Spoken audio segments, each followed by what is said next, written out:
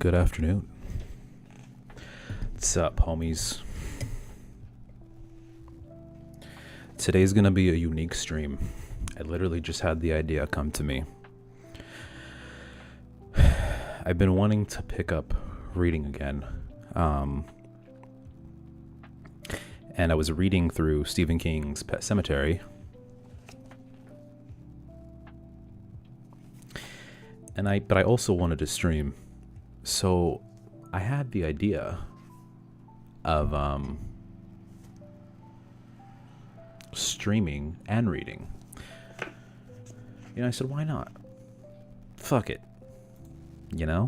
Hold on, let me get everything set up though. I want to get restream going so I could see the chat. I'll put it right there.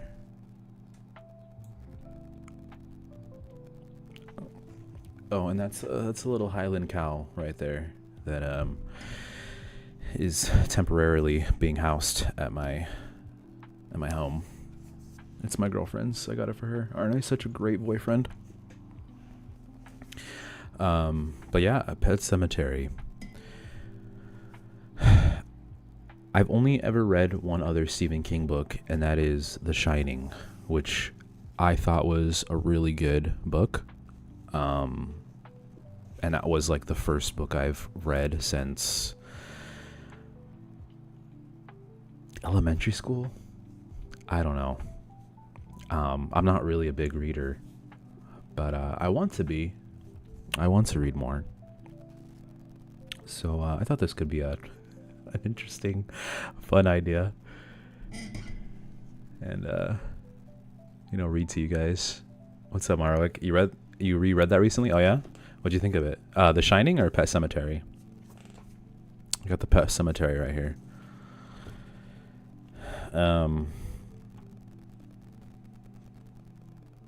Hopefully this stream isn't too boring. I mean, you guys could chat along with me, and I'll check chat maybe at the end of every chapter.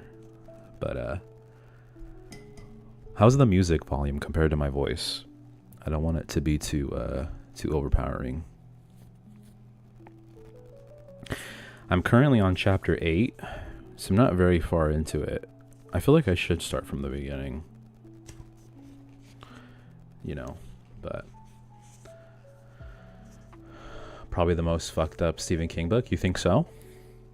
Damn. All right, well. I guess I'm in for a treat. Where would you rank it on your list of Stephen King books?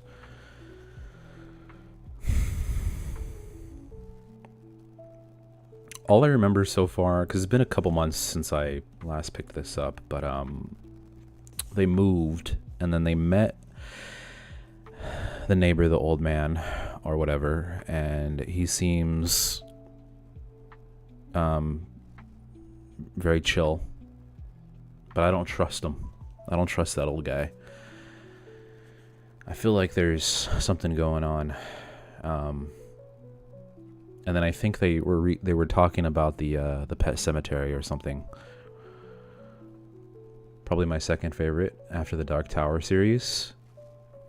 Isn't the Dark Tower doesn't it kind of combine like all the other books or something like that? I heard something I don't know. Like I said, I've only ever read The Shining, so, and up to chapter 8 in this book.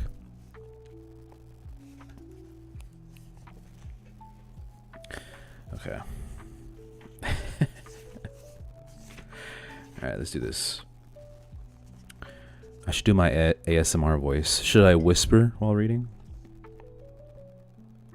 Okay, chapter 8. Let me move my mic. That Saturday, after Ellie had completed her first week of school, and just before the college kids came back to campus, Judd Crandall came across the road and walked over to where the Creed family sat on their lawn. Ellie had gotten off her bike and was drinking a glass of iced tea. Gage was crawling on the grass, examining bugs, perhaps eating a few. Gage was not particular where his protein came from. Judd, Lewis said, getting up, "Let me get you a chair." "No need." Judd was wearing jeans, an open-throated work shirt, and a pair of green boots. He looked at Ellie. You still want to see where your path goes? What the fuck? Hold on, guys. Check this out. There's a typo in here. I don't know if I can. This is gonna be kind of hard. Wait, let me put my finger on it. Where'd it go? For you, did you say? I lost it.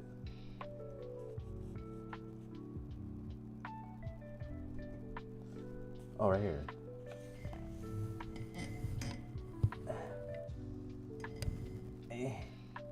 I don't know if you guys can see that, but it says yawn. Did I cover it? Oh, right here. Look. Right there. Where yawn path goes.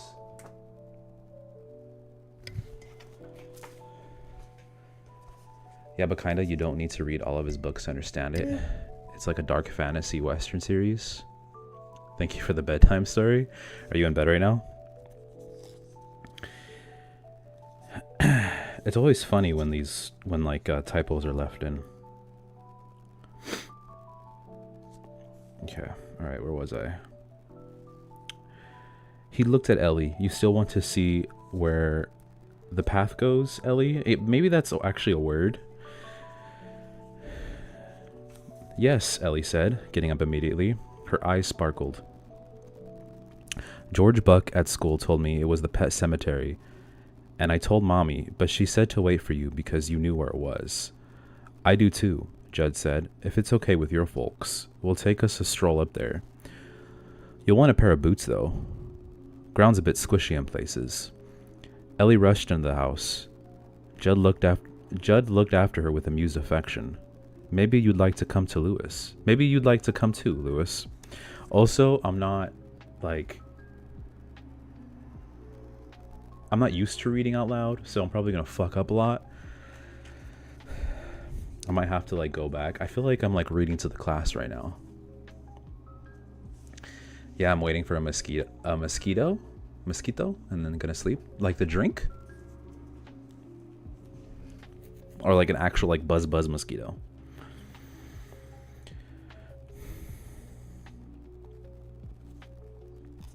Okay. Maybe you'd like to come too, Lewis. Is it Lewis or Louise? Probably both, right? I would, Lewis said. He looked at Rachel. You want to come, honey? What about Gage? I thought it was a mile. I'll put him in the Gary pack. Rachel laughed. Okay, but it's your back, mister. They started off 10 minutes later, all of them but Gage, wearing boots. Gage was sitting up in the Gary pack and looking at everything over Lewis's shoulder, goggle-eyed. Ellie ranged ahead constantly, chasing butterflies and picking flowers. The grass in the backfield was almost waist-high, and now there was goldenrod, that late summer gossip which comes to tattle on autumn every year. But there was no autumn in the air today. Today the sun was still all August, although calendar August was almost 2 weeks gone. By the time they had reached the top of the first hill, walking strung out along the mown path, there were big patches of sweat under Lewis's arm. Judd paused. At first, Lewis thought it might be because the old man was winded. Then he saw the view that had opened out behind them. Pretty up here, Judd said, putting a piece of Timothy grass between his teeth. Lewis thought he had just heard the quintessential Yankee understatement. It's gorgeous, Rachel breathed, and then turned to Lewis, almost accusingly. How come you didn't tell me about this?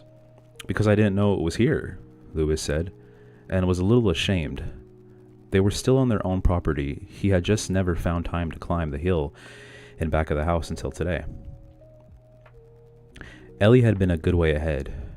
Now she came back also gazing with frank wonder. Church patted at her heels. So Church is the cat, if I remember correctly. The hill was not a high one, but it did not need to be. To the east, heavy woods blocked any view, but looking this way, west, the land fell away in a golden and dozy late summer dream. Everything was still hazed, silent. There was not even an Orinco tanker on the highway to break the quiet. It was the river valley that we're looking into, of course. The Penobscot, where loggers had once floated their timber from the northeast down to the Bangor and Derry. But they were south of the Bangor and a bit. What the fuck is a Bangor? What word? No, like waiting to kill a mosquito in my room. Well, I hope you get that fucker. What do you mean, Morty?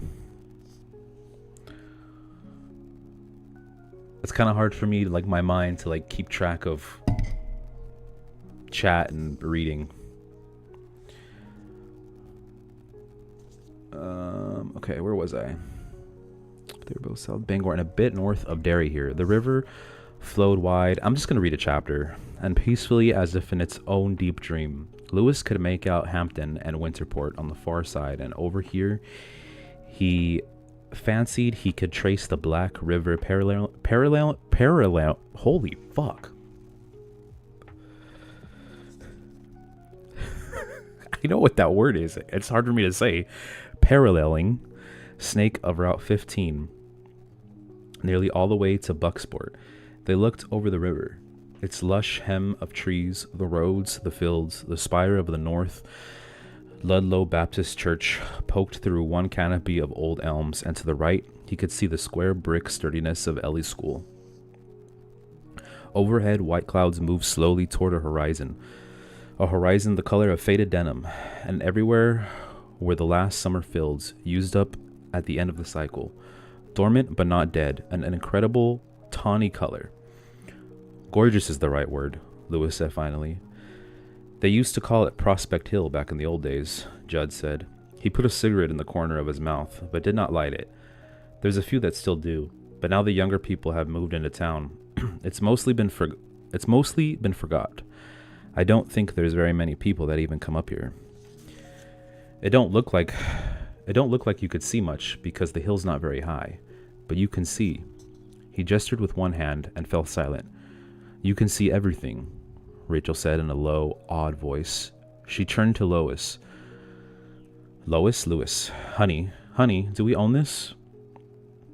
And before Lewis could answer, Judd said, it's part of the property, oh yes, which wasn't, Lewis thought, quite the same thing. It was cooler in the woods, perhaps by as much as 8 or 10 degrees. The path, still wide and occasionally marked with flowers, in pots or in coffee cans, most of them wilted, was now floored with dry pine needles. They had gone about a quarter of a mile, moving downhill now. When Judd called Ellie back, this is a good walk for a little girl, Judd said kindly, but I want you to promise your mom and dad that if you come up here, you'll always stay on the path. I promise, Ellie said promptly. Why? He glanced at Lewis, who had stopped to rest, toting Gage. Even in the shade of these old pines and spruces was heavy work. Do you know where you are? Judd asked Lewis. Lewis considered and rejected answers. Ludlow, North Ludlow, behind my house, between Route 15 and Middle Drive. He shook his head. Judd jerked a thumb back over his shoulder. Plenty of stuff that way, he said. That's town, this way. Nothing but woods for 50 miles or more. The North Ludlow Woods, they call it here. But it hits a little corner of Orrington, then goes over to Rockford. Ends up going onto those state lands I told you about. The ones the Indians want back. I know it sounds funny to say your nice little house there on the main road, with its phone and electric lights and cable TV and all, is on the edge of a wilderness, but it is. He looked back at Ellie. All I'm saying is that you don't want to get messing around in these woods, Ellie. You might lose the path, and God knows where you might end up then. I won't, Mr. Crandall. Ellie was suitably impressed, even odd, but not afraid. Lewis saw. Rachel, however, was looking at Judd uneasily, and Lewis felt a little uneasy himself. It was, he supposed, the city bred's almost instinctive fear of the woods. Lewis hadn't held a compass in his hands since Boy Scouts 20 years before, and his memories of how to find your way by things like the North Star or which side of the trees moss grew on were as vague as his memories of how to tie a sheep shank or a half hitch. My mouth is getting dry as fuck.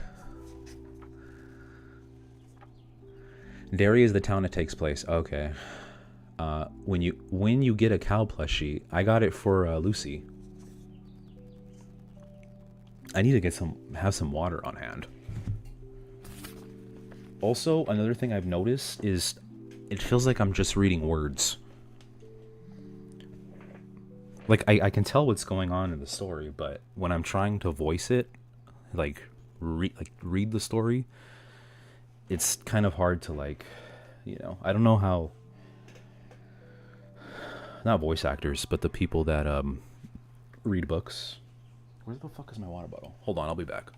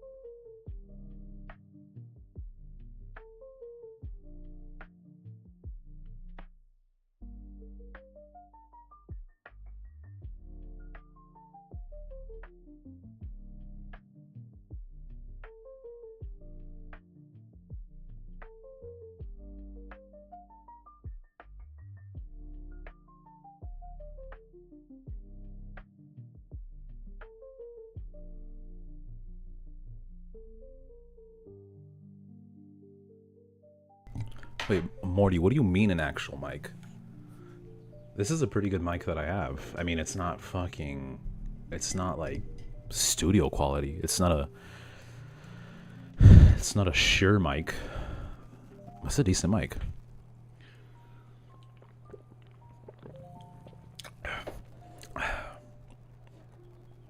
Yeah, when I read out loud, I focus on not sounding stupid and pay less attention to the story. It's good practice. I've been told I have a nice voice, and I want to be a narrator. Thought you were using a headphone mic? No, I'm using this mic. It's just that these headphones I can't take this off. No, I don't have I wish I could switch, because then you'd be able to tell the difference.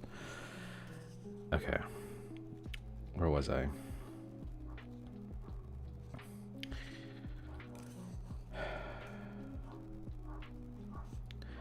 Okay, I won't, Mr. Crandall.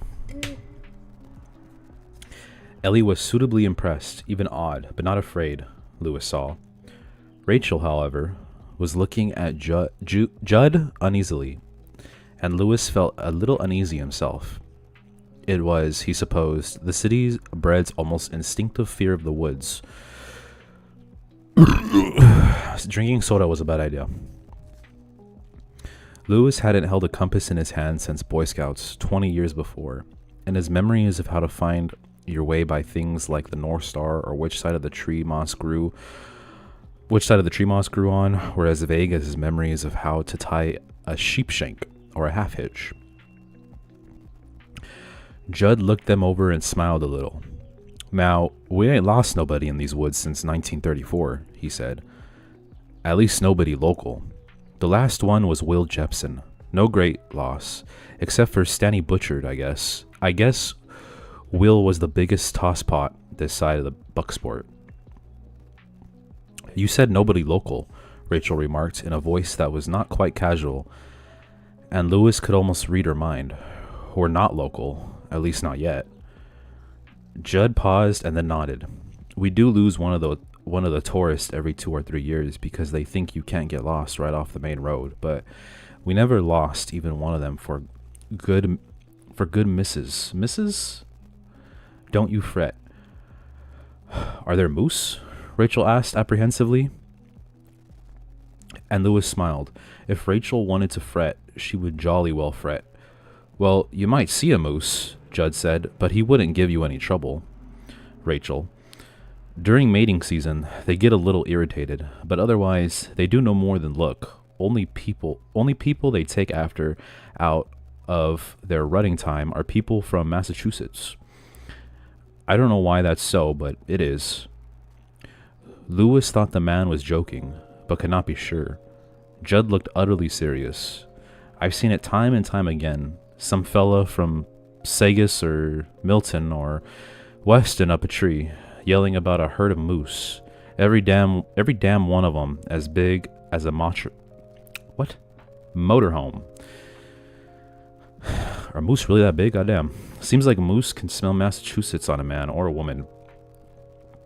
Or maybe it's just all those new clothes from LL Beans they smell. I don't know.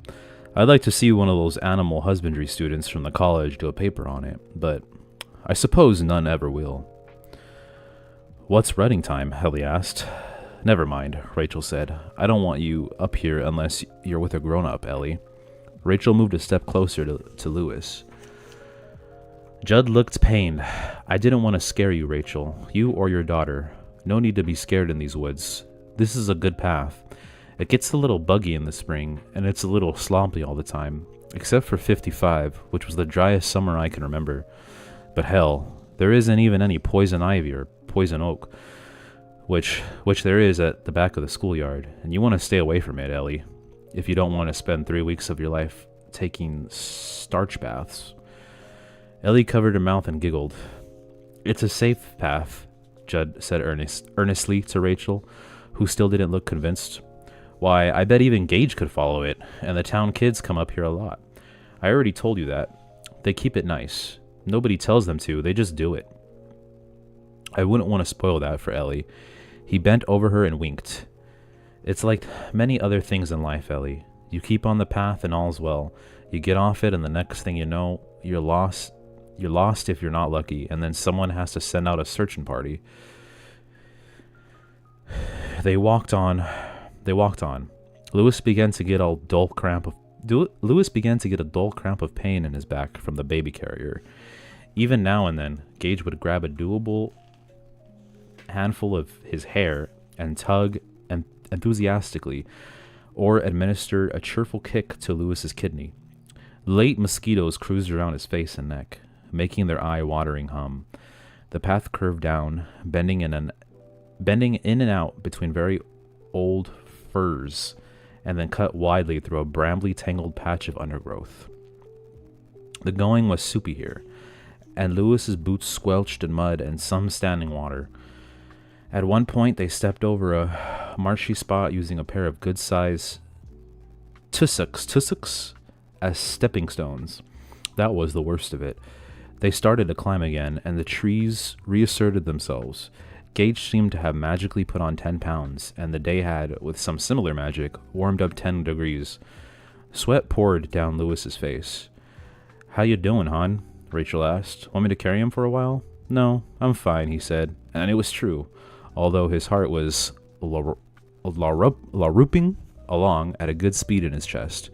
He was more used to prescribing physical exercise than he was doing it. You ever listen to audiobooks, you might be able to be a voice actor. What's up, Yad? Oh, I remember you. E? What do you mean E?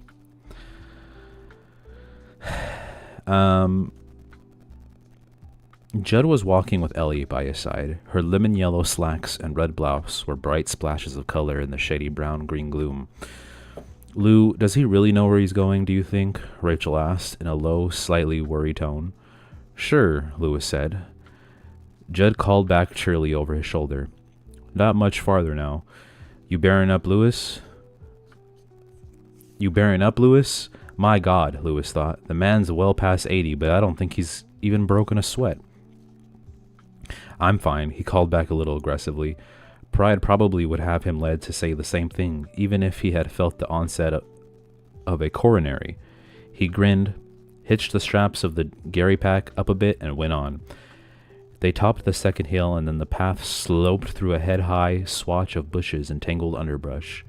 It narrowed, and then just ahead, Lewis saw Ellie and Judd go under an arch made of old, weather-stained boards. Written on these in faded black paint, only just legible, were the words Pet Sematary. Guys, that's the title of the book. Hello, this is Nice and Chill. Thank you. Thank you for stopping by. When are we playing Mork... What? What's Morkbrog?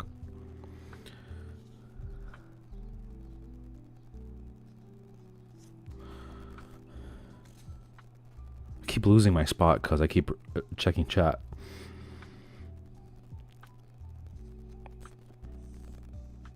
He and Rachel, so were the words Pet Sematary. He and Rachel exchanged an amused glance and stepped under the arch, instinctively reaching out and grasping each other's hands as they did so, as if they had come here to be married. For the second time that morning, Lewis was surprised and to wonder. There were no carpet of needles here. Here was an almost perfect circle of mown grass, perhaps as large as 40 feet in diameter. It was bounded by thicky, interlaced underbrush on 3 sides and an old blow down on the 4th. A jackstraw jumble of fallen trees that looked both sinister and dangerous. A man trying to pick his way through that or to climb over it would do well to put on still jock, Lewis thought. The clearing was crowded with markers, obviously made by children from whatever materials they could beg or borrow. The slats or crates, scrapewood pieces of beaten tin, and yet, seen against the perimeter of low bushes and strangly trees that fought for living space and sunlight here. The very fact of their clumsy manufacture and the fact that humans were responsible for what was here seemed to emphasize what symmetry they had. The forested backdrop lent the place a crazy sort of profundity, a charm that was not Christian but pagan. "It's lovely," Rachel said, not sounding as if she meant it. "Wow," Ellie cried. Lewis unshouldered Gage and pulled him out of the baby carrier so he could crawl. Lewis's back sighed with relief. Ellie ran from one monument to the next, exclaiming over each.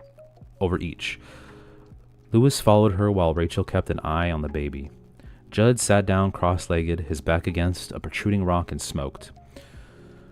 Lewis noticed that the place did not just seem to have a sense of order, a pattern. The memorials had been arranged in rough, concentric circles. Smucky the cat, one crate board marker proclaimed. The hand was childish but careful.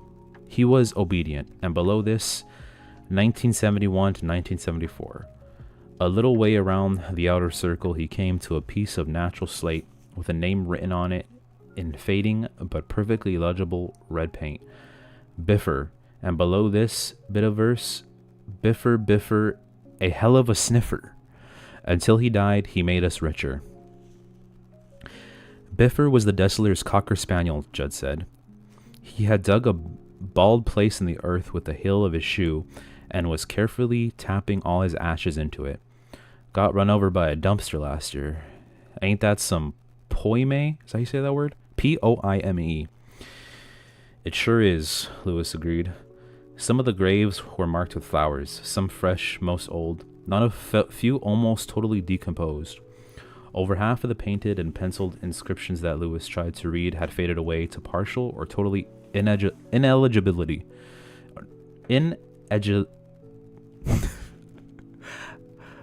I know what that word is. I'm having a hard time reading it.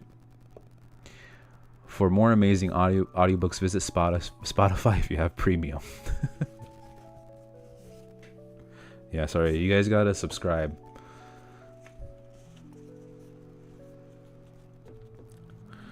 If you don't subscribe, you'll get ads.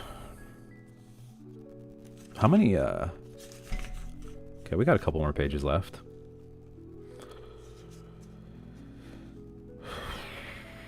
Okay, where was I? Mom, Ellie yelled, here's a goldfish. Come and see. I'll pass, Rachel said, and Lewis glanced at her. She was standing by herself, outside the outermost circle, looking more uncomfortable than ever. Lewis thought, even here she's upset. She never had been easy around the appearances of death. Not he supposed. that anyone really was, probably because of her sister. Rachel's sister had died very young and had left a scar which Lewis had learned early in their marriage not to touch. Her name had been Zelda. Zelda. And her death had been from spinal meningitis. Her mortal illness had probably been long and painful and ugly, and Rach would have been at an impressionable age. If she wanted to forget, he thought there could be no harm in that. Lewis tipped her a wink, and Rachel smiled gratefully at him. Lewis looked up. They were in a natural clearing. He supposed that explained how well the grass did. The sun could get through nevertheless. It would have taken watering and careful tending. That meant cans of water lugged up here, or maybe Indian pumps, even heavier than Gage and his Gary bag, carried on small bags. He thought again that it was an odd thing for children to have kept up for so long. His own memory of childhood enthusiasms, reinforced by his dealings with Ellie, was that they tended to burn like newsprint, fast, hot, and quick to die. Moving inward, the pet graves became older. Fewer and fewer of the inscriptions could be read, but those that could yielded a rough timeline extending into the past. Here was Trixie Kilt on the highway, September 15th, 1968. In the same circle was a wide, flat board planted deep in the earth. Frost and thaw had warped it and canted it to one side, but Lewis could still make out in memory of Marta. Our pet rabbit died March 1st, 1965. A row farther in was Jen Patton. Our good dog, the inscription amplified, who had died in 1958. And Polynesia, who would have been a parrot if Lewis remembered his Dr. Dolittle correctly, who had squawked her last Polly won a cracker in the summer of 1953.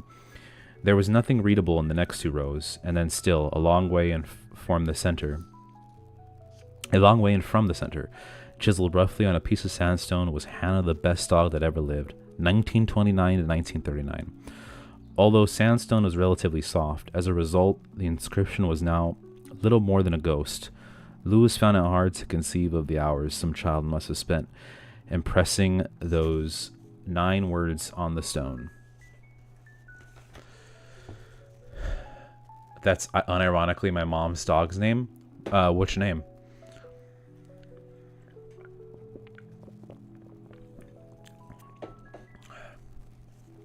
I read the book when I was 14, and it turned me into a Sigma. Makes sense. I killed the mosquito. Good night, boy. All right, good night, Marwick. Sleep tight. Okay, we're almost done. Words on the stone. The commitment of love and grief seemed to him staggering. This was something parents did not even do for their own parents, or for their children if they died young. Boy, this does go back some, he said to Judd, who had strolled over to join him. Judd nodded. Come here, Lewis. Want to show you something. They walked to a row only 3 back from the center. Here, the circular pattern, perceived as an almost haphazard coincidence in the outer rows, was very evident. Judd stopped before a small piece of slate that had fallen over. Kneeling carefully, the old man set it up again. Used to be words here, Judd said. I chiseled them myself, but it's worn away now. I buried my first dog here, Spot. He died of old age in 1914, the year the Great War began. Bemused by the thought that there was a graveyard that went farther back than many graveyards for people, Lewis walked toward the center and examined several of the markers.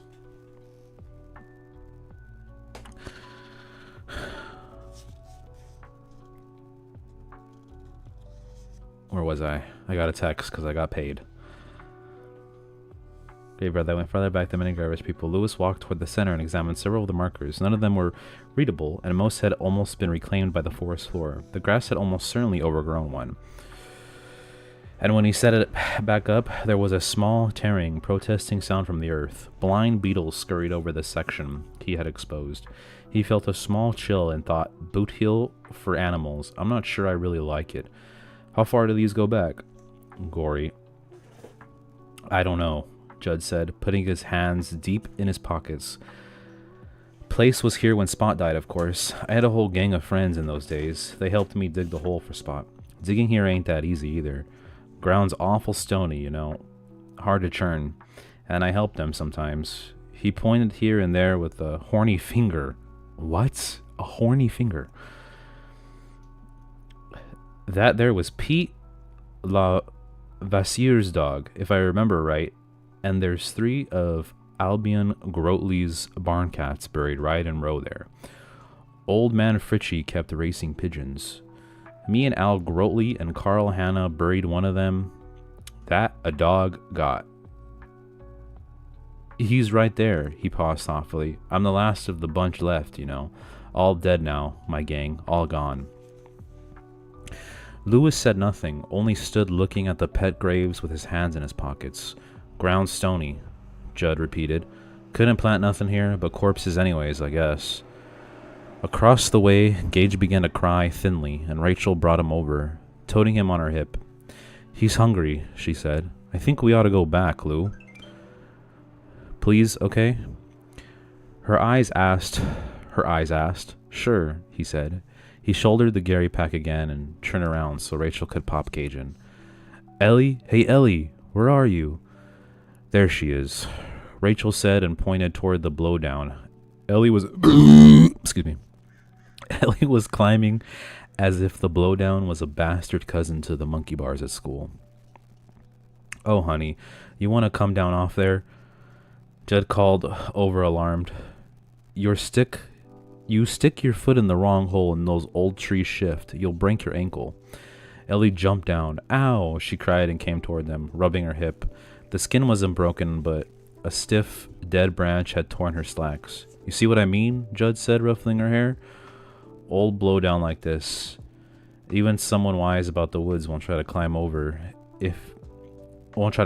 it if he can go round. Trees that all fall down in a pile get mean. They'll bite you if they can. Really? Ellie asked. Really. They're piled up like straws, you see. And if you was to step on the right one, they might all come down in the avalanche. Ellie looked at Lewis. Is that true, Daddy? I think so, hon. Yuck. She looked back at the blowdown and yelled, You tore my pants, you cruddy trees. All 3 of the grown-ups laughed. The blowdown did not. It merely sat withering in the sun, as it had done for decades. To Lewis, it looked like skeletal remains of some long-dead monster, something slain by a parfait, good and gentle knight.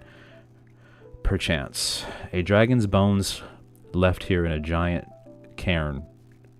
There's just some words I just don't understand. Those who know? Mr. Perlord? What do you mean by that? All 3 of the grown-ups laughed. The blowdown did not. It merely sat whitening in the sun as it had done for decades. To Lewis, it looked like a skeleton remains of some long-dead monster, something slain by a parfait, good and gentle knight.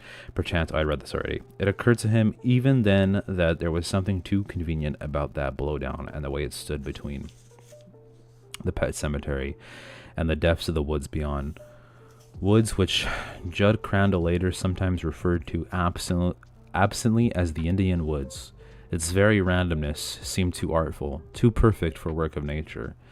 Then Gage grabbed one of his ears and twisted it, crowning happily, and Lewis forgot all about the blowdown in the woods beyond the Pet Sematary. It was time to go home.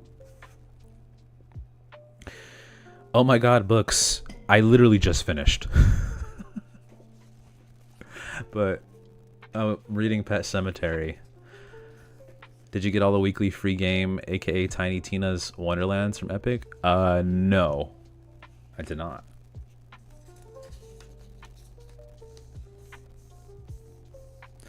I would read more, but holy shit, it is hard to read out loud. I'm not gonna lie.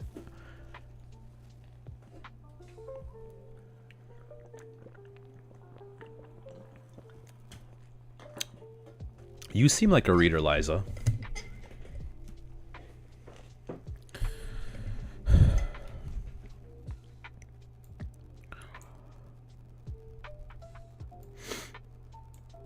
You read any books?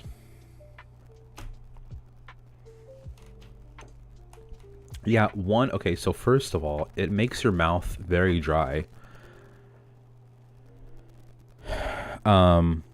2, I just feel like I'm reading words. 3, it's hard for me to like, how do I want to say this? Like when I'm reading, when I'm trying to, I guess, quote the characters or read what they're saying. I don't know like how to read it out loud before I finish a sentence. So then sometimes I have to go back. But yeah, no, I hadn't picked up Pet Sematary. I had read The Shining, and then immediately I had went to Pet Sematary, and I got to like the first 8 chapters, but then I completely stopped reading. And I've been wanting to get back into it. So I was like, but then I wanted to stream. I was gonna read, but then I wanted to stream as well, and I was like, I'll do both. Why not do both? You know? I thought it was a fun, unique idea. But yeah.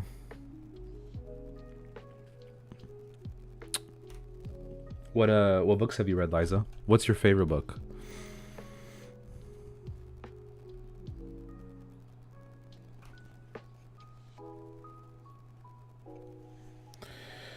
So far for me, it's The Shining.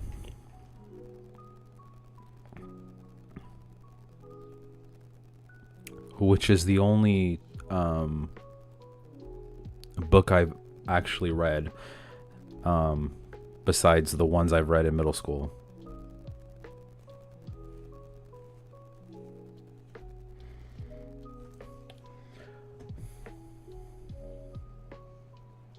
Also,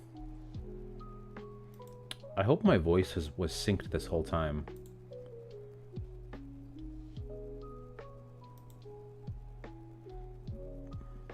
Because yesterday when I rewatched the stream, there was a delay.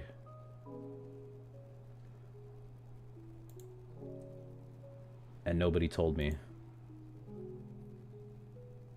But we should be fine. Gideon the Ninth? Ooh, what's that one about?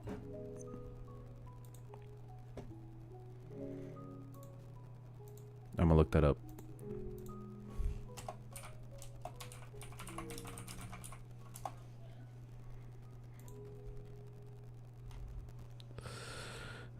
It looks pretty epic. Looks good on both? Okay. Yeah, somehow my audio got desynced like halfway through the stream yesterday. Oh, fuck. Space Necromancer Lesbians. Seems like my kind of book. Well, the cover looks cool. So it's like sci-fi fantasy.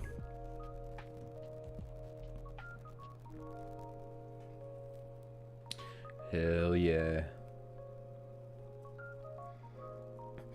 Is it like one of those like dirty books? Does it have like dirty sections in it?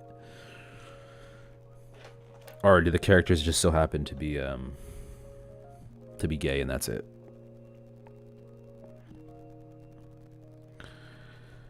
My girlfriend has this book that's about a sex cult, but she says it's really good apparently. My girlfriend's a big reader.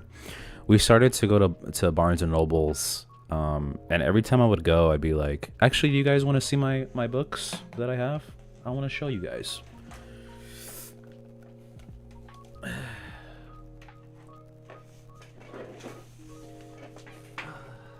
mean, I gotta take all of them out. Don't mind the mess. Don't mind the mess here. You see the mess?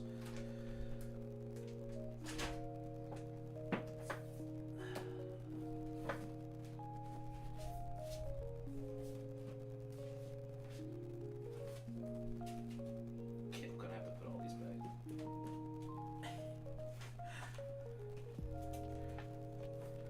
Also, don't look at my grippers. I don't have socks on right now.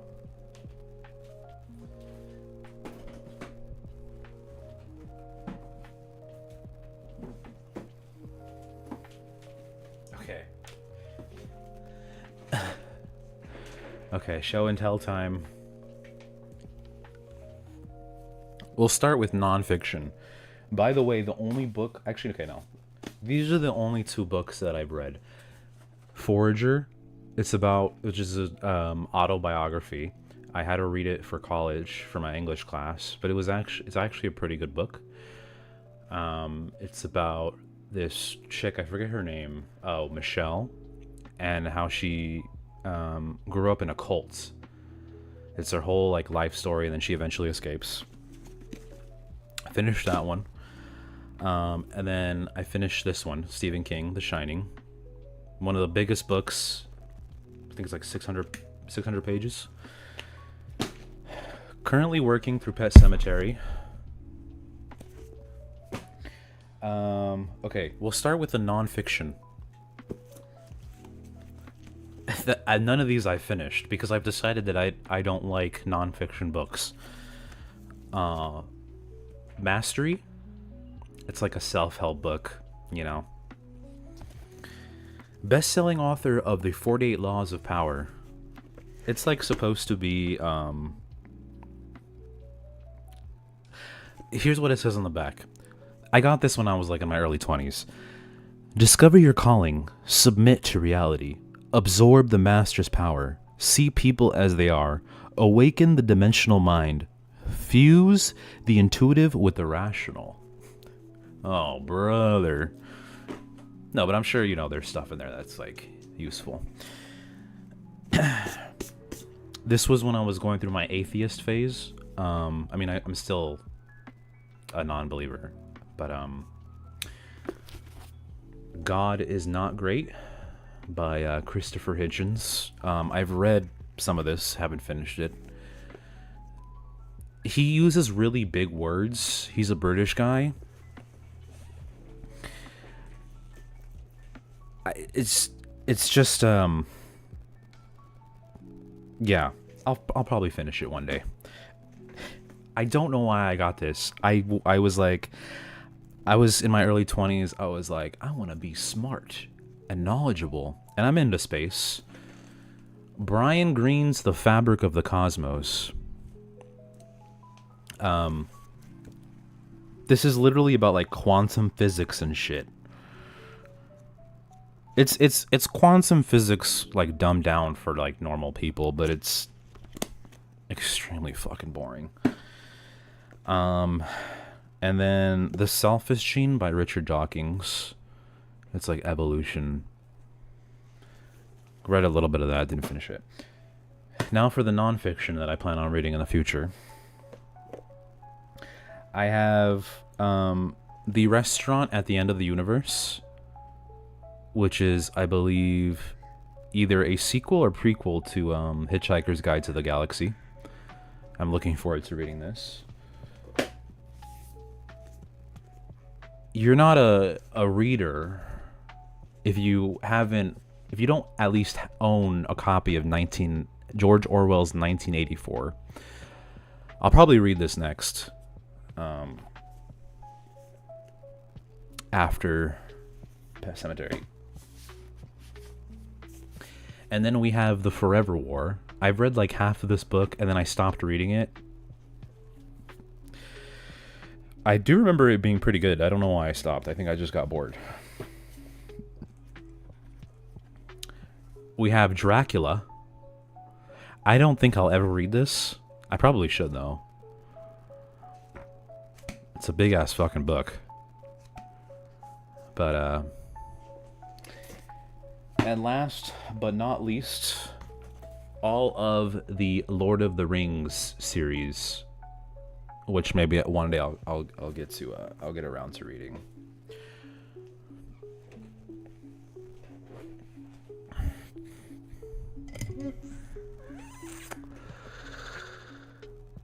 Fantasy is better, but apocalyptic is even better. Morty, you read? Morty, I didn't even know you could read.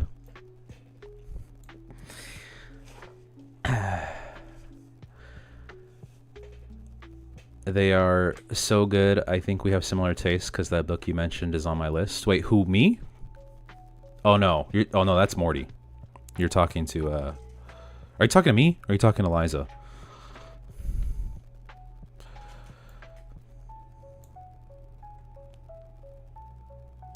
But yeah, I really, the thing about reading, I mean, I'm sure a lot of people feel like this, but I have to really make it a habit. Like, and I have to tell myself, which is what I'm going to start doing again, at least a minimum 10 minutes or just one chapter. No, not time. I like to do chapters. So a minimum when I'm starting, a minimum of one chapter, and then if I'm really into it, I'll try to read more. Nah, I can't read. Totally illiterate, but I can listen to them. Oh, you do audiobooks. I don't know. I can't do audiobooks. I like holding a book, and I like the smell of a book, you know what I mean?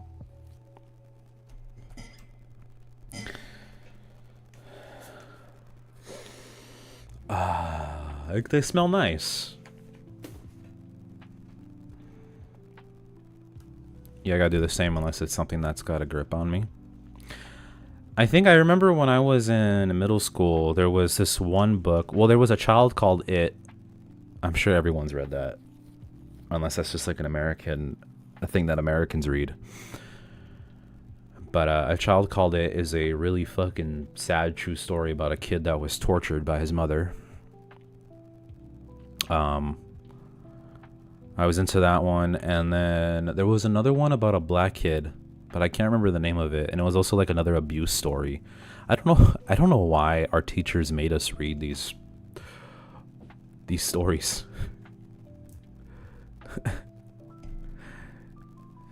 Maybe like, so, well, one, it's reading, it's good, but then two, it's like, oh, maybe if the kids read this and they're in this situation, they can recognize that this is not normal. I don't know. I have no idea. Probably not.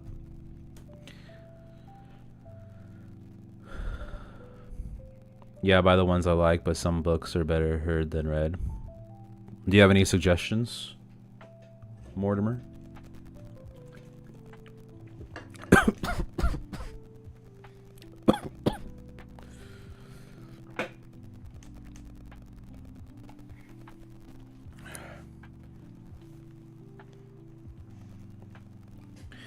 Guys, do you have a TikTok? I made a new TikTok account where I like pretty much post daily, or I try to at least. I've been like doing like just posting stupid stuff.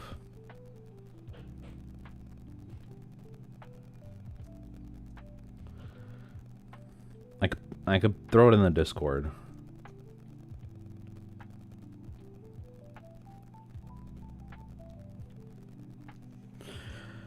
Here, I'll no, I'll do it on my phone.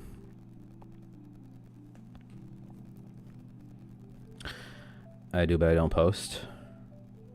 That's fine. You can watch my TikToks. I'm forcing you to watch my TikToks and like all of them and comment on all of them. I'm just kidding. You don't have to. You really don't, but I'll share in my Discord.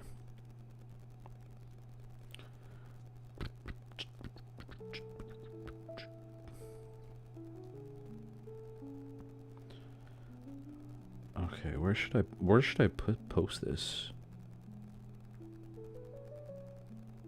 TikToks, here we go.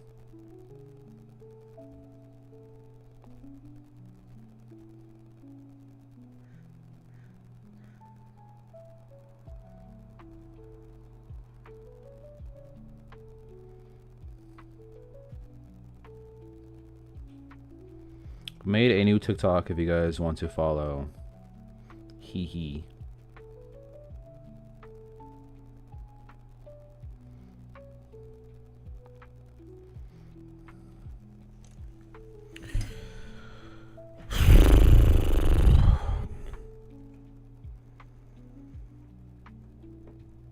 I was playing Deltarune earlier because I saw that I guess it was fully released.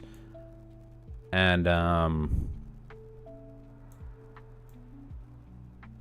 it's pretty interesting so far. Like I know the first couple chapters have been out for like a few years now or something like that, but haven't seen anything of it.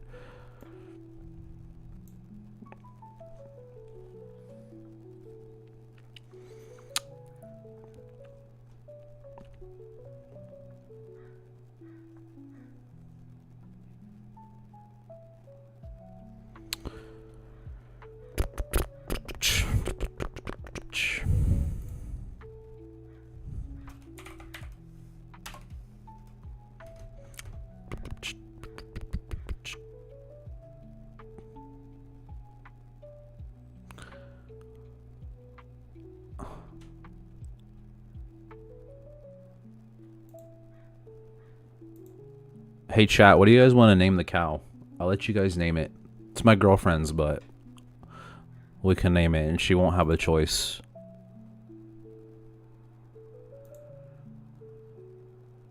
To rename it or anything. It'll be stuck with that name that we give it. $2K streaming? Hell nah. My internet would not survive. Borf?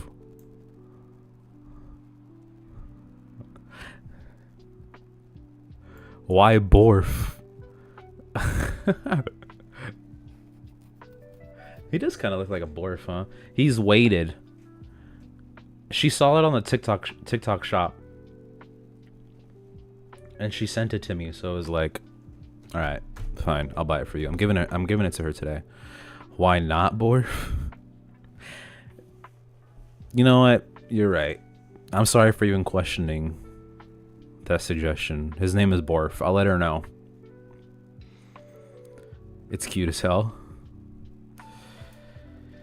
Yep. It weighs like 5 pounds.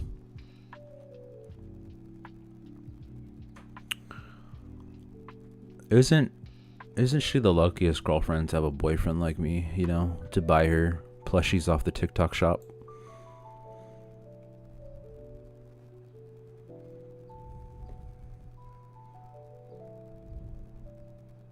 She's probably gonna be like, she's not gonna like that name, but it's okay.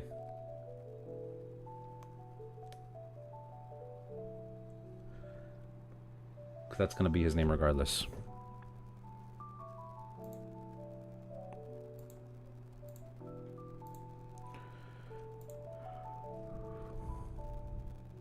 How do I thought I used to be able to pop this out. Who's texting me? Oh, Kaiser. I have a doctor's appointment tomorrow. I think I'm pregnant, chat, so I'm gonna go do a pregnancy test there. That's how that works, right?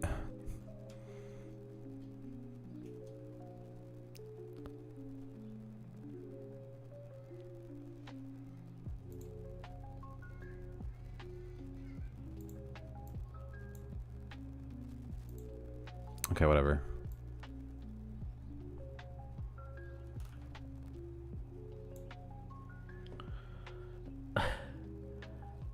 Red Rising is good. Don't know what kind of genre you like. Wait, Red Rising for what? Wait, what's Red Rising?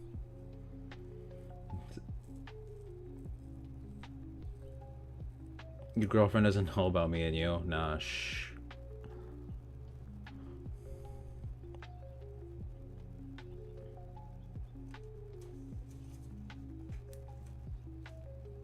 Oh, the book? What genre is it?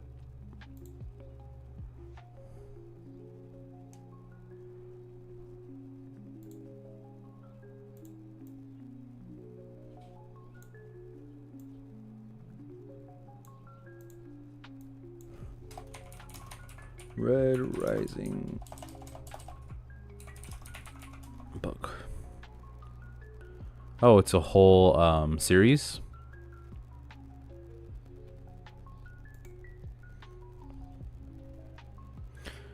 Must read sci-fi. Pierce Brown's Red Rising trilogy is a 2014 dystopian science fiction novel.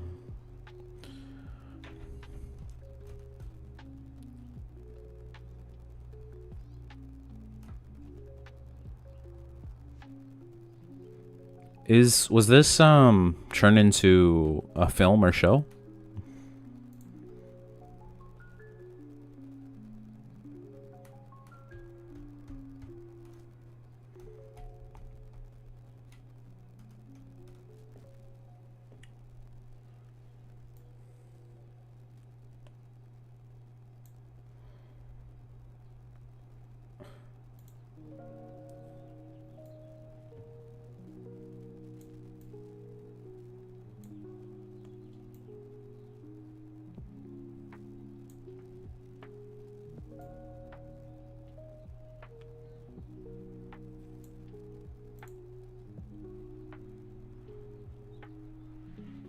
Well, why does the game still say Elden Ring? Whatever. I swear I turned it to just chatting. That's fine. I think I'm gonna play for a little bit anyways.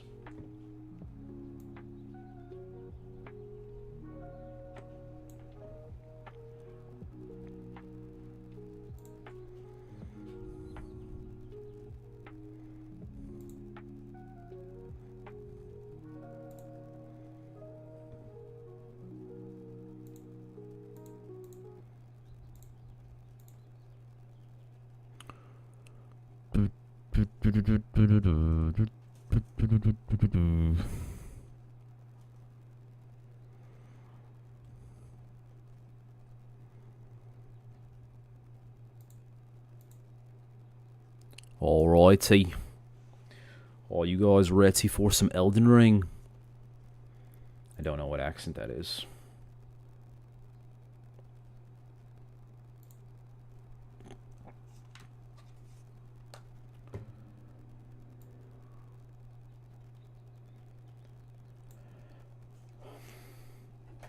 Helldivers? Wait, that's a book?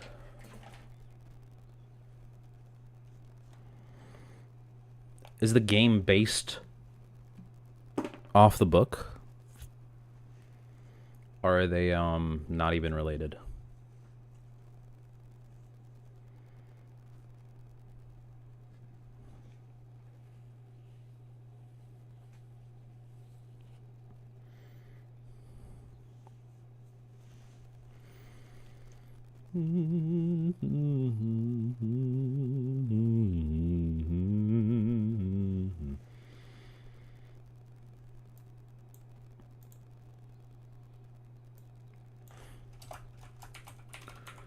Who up?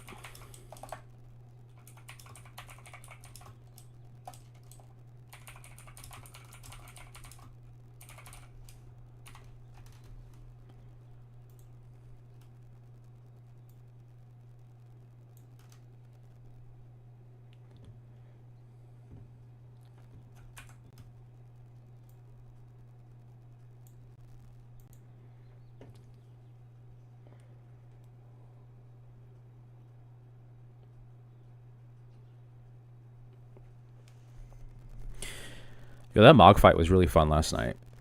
Although I was getting frustrated, but...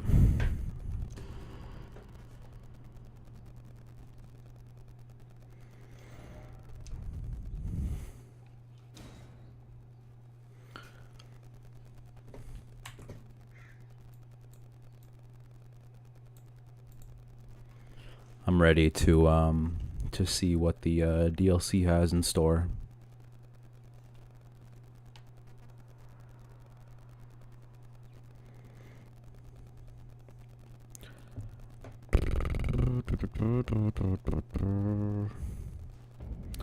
Alrighty.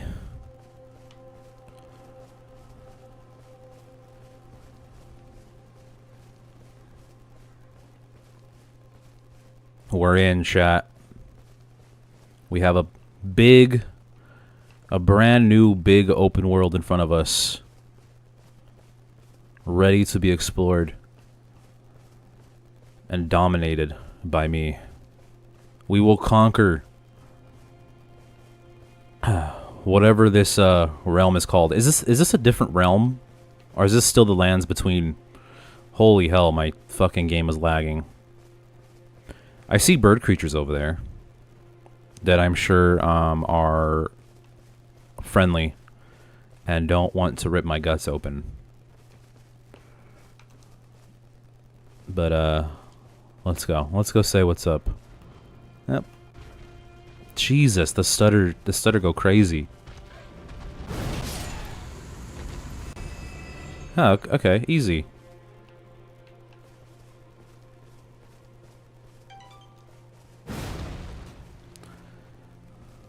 The stuttering is like pissing me off. Morty, we need to get that CPU installed.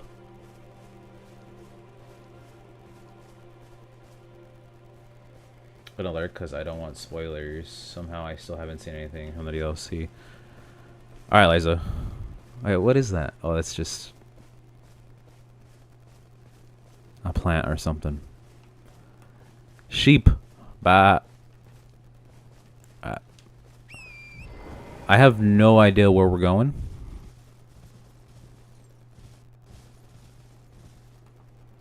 Dude, why is my game, like, lagging so much? Holy hell.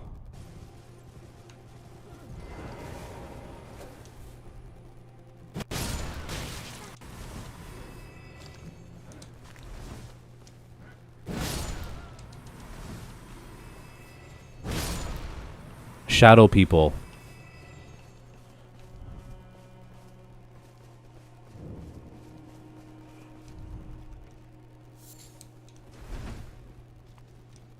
Okay. They're all praying to the shadow. The shadow people are praying to the shadow of the Erd tree.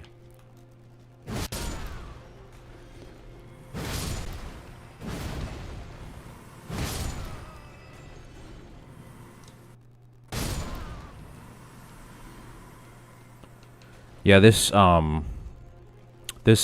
skipping is annoying the hell out of me.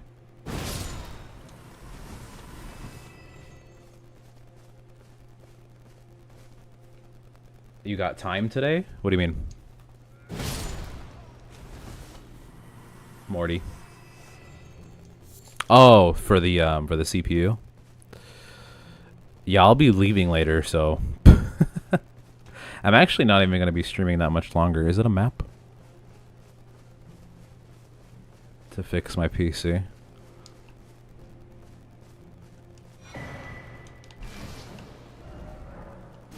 Okay, we got the map. Whole new area. How big is this DLC? Always avoiding me and fixing your PC. I'm not avoiding you. It's just hard, bro. It's hard to find the time, you know?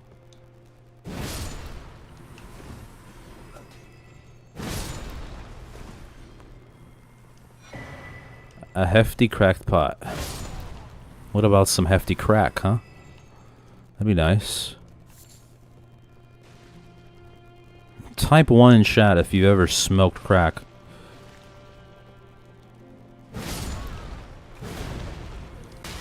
Fuck you.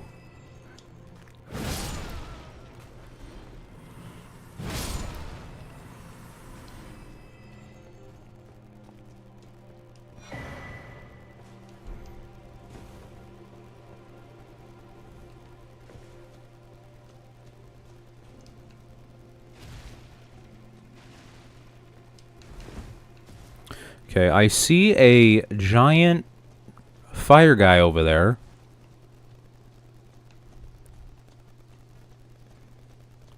And I'm thinking we should go put his flame out. You know what I'm saying?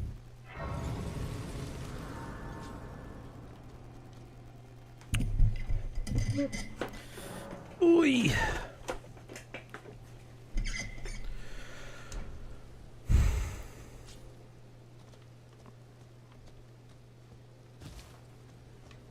Surely this guy won't give me any trouble. Like, he can't be any tougher than Mog.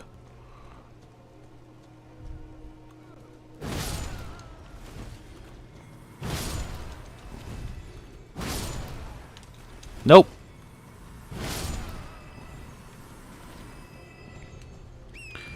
Okay, he spotted me. Alright. Ooh, okay. Alright, we are gonna catch fire.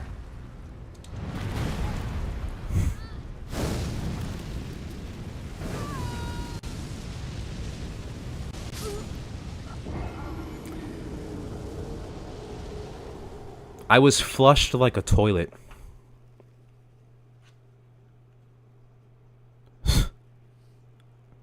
He just snatched me up. Alright, well we should probably avoid getting snatched up by him.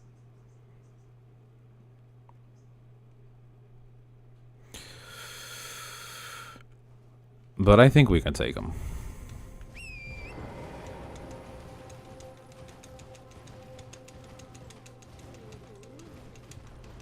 I'll give it a couple tries.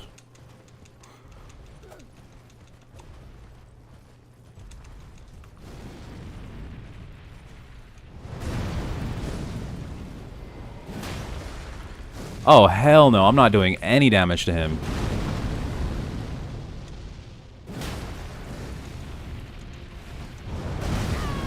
Jesus. Okay. No, there's no way, bro. There's no way.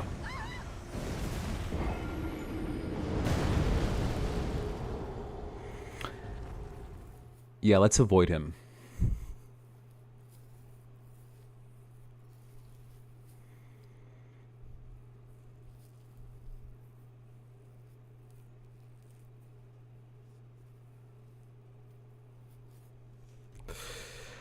I think we're probably a little underleveled for that guy.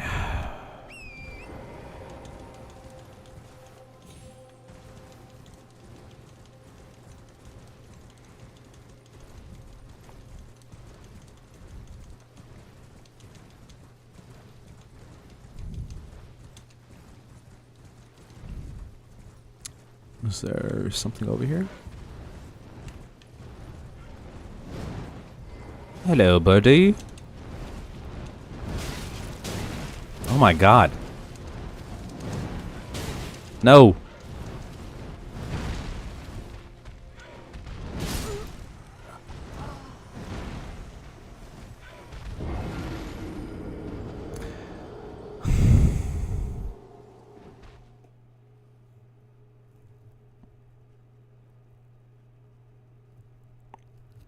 Okay.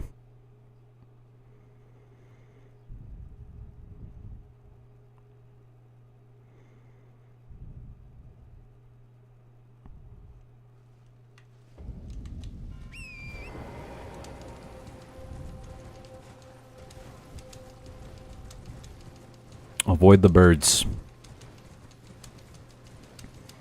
Avoid the birds and the fire guy. Just ignore him. Pretend he's not there.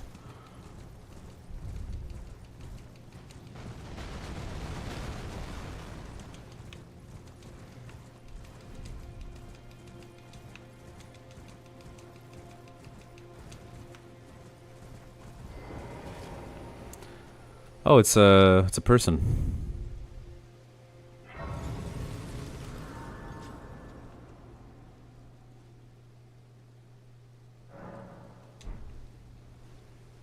Hello, sir or ma'am. Ah, Lady Leda spoke of you. You're that tarnished. Guided here by kindly Mikola. Won't we all? I am Freya. I once fought alongside General Radahn.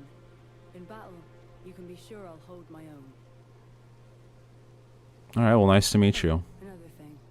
Did you speak to our dour little friend? If you've yet to do so, have him give you a map of the cross's whereabouts. You'll find more of them dotted about these lands. They are Mikola the Kind's footprints. Okie dokie. Carved words coalesce. I abandon here the first of the flesh of my body. Interesting. Skadootree blessing. Skadootree? I'm just gonna call that Skadootree. Skadootree fragments can be found across the realm of shadow. Consume these at sites of grace to bolster your Skadootree blessing. The Skadootree blessings bolster the recipient's abilities to deal and negate damage, but has no influence outside of the realm of shadow. Okay, so these will not be useful outside of the DLC, pretty much.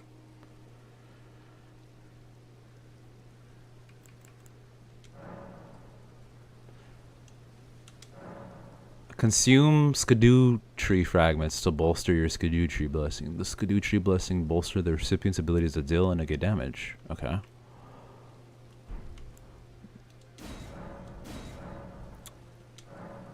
Use 2. Not enough. Okay.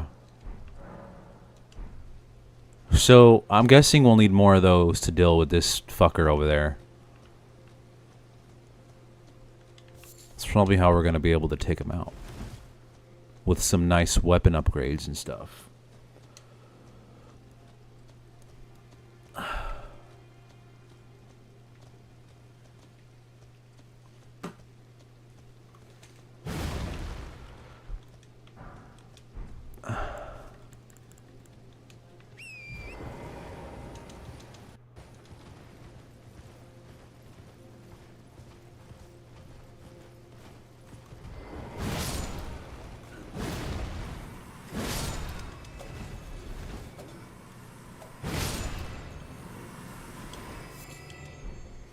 I can feel it, the Skadutri blessing coursing through my veins.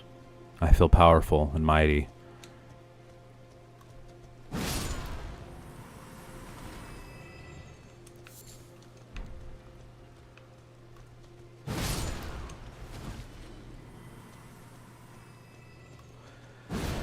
I don't know if it's just me, but I feel like the DLC graphically somehow looks, I mean, even though it's the same game, it like graphically looks better than the base game.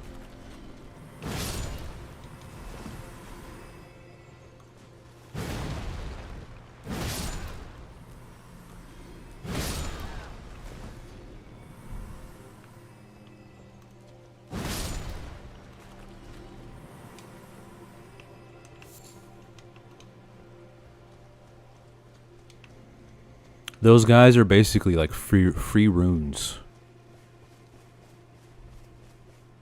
What's that thing over there?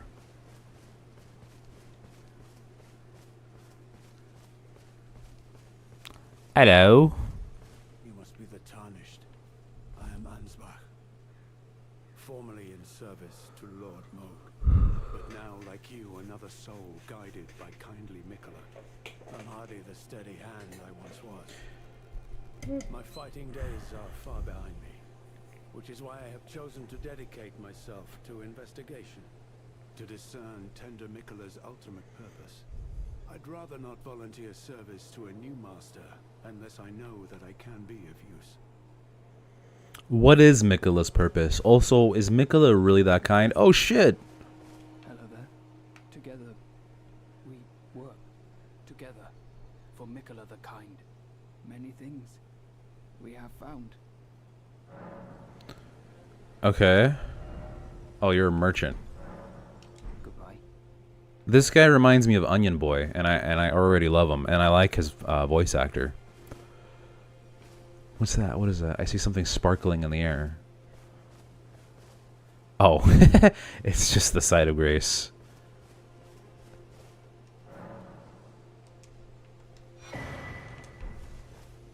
Okay. I guess we could, I think we could level up again. Shadow Realm Blessing. Okay, no, I need one more. So, God, the DLC's so pretty. Why do I get the feeling that everyone's just like simping for Michaela?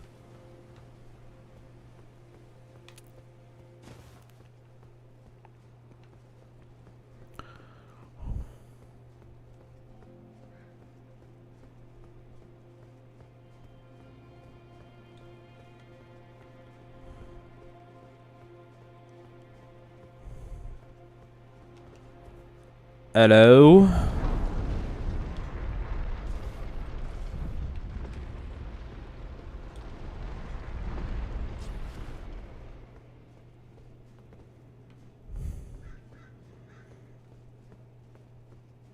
In Elden Ring, we don't knock or ring the doorbell. We just let ourselves in. Holy shit. Alright, you know what? Maybe I should have knocked? Should have rang the doorbell? Oh, fuck.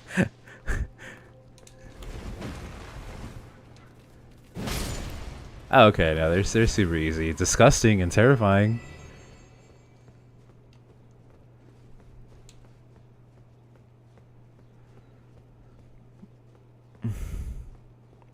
Yo, you had a big ass scorpion Just chilling. Oh, you're infested. Is that even a person I'm talking to? That's just a statue.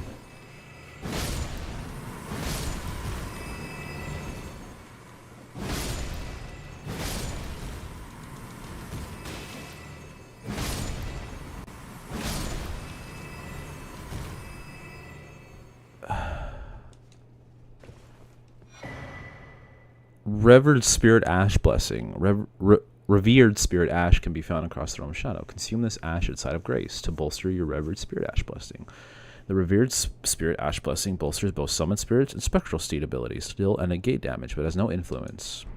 Gotcha.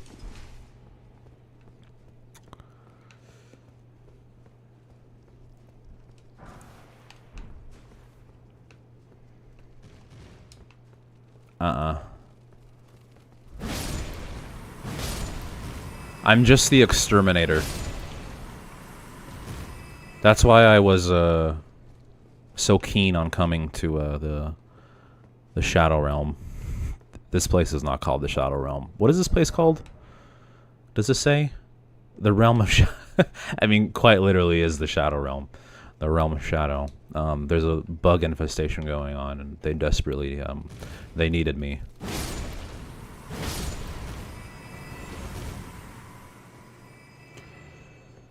So I've come to get rid of all these goddamn insects.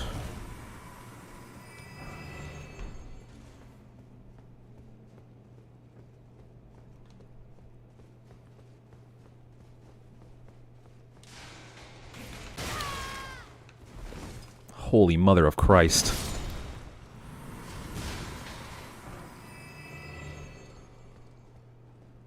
I'm wondering if a strength build is even going to be, what was that? That was a trap, I feel like.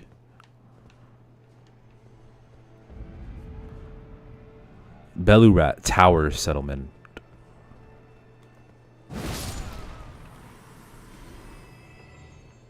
We leave no survivors here. I saw a message on the ground, and I already think I know what it said, because it was right behind the guy on his knees.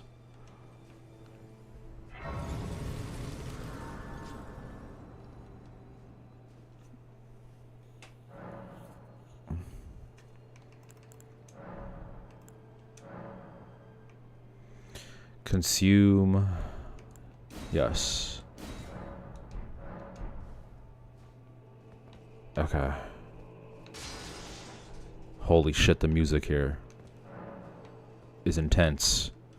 Oh.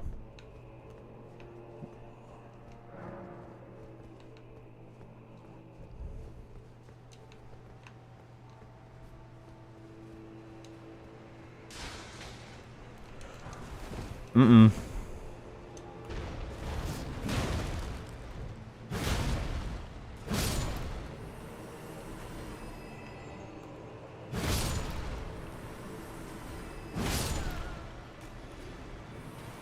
Oh! You sneaky bastard.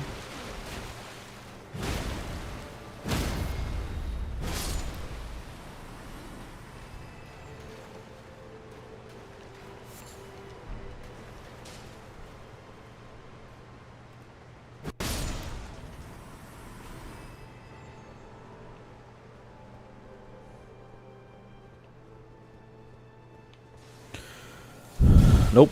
Nope. Okay, come on, let's go over here, buddy.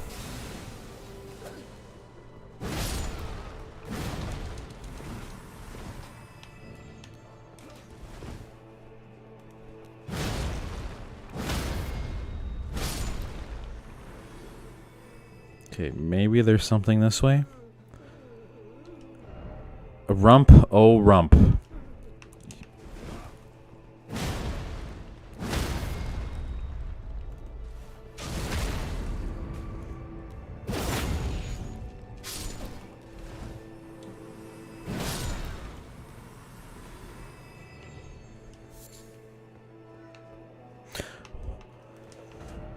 No item ahead. In short, futility. I don't trust you. Yeah, there's nothing over here.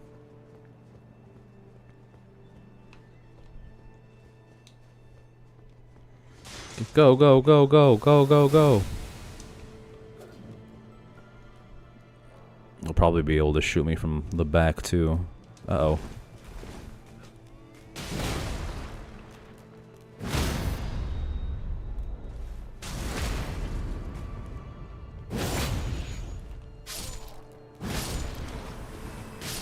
Oh, I was not watching my energy at all.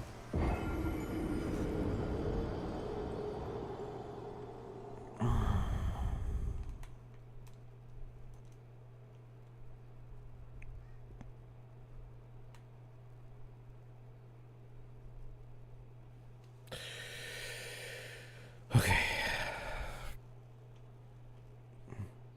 I think I am gonna end stream though. I know this was a really short Elden Ring stream, but I'm gonna chill for a bit before I head out a little bit later. So, but thank you guys for those of you who stopped by. I will stream soon. Maybe tomorrow, we'll see. Depends on how I feel. We can watch stuff together. I'm just gonna relax. Well, I'm gonna eat real quick. But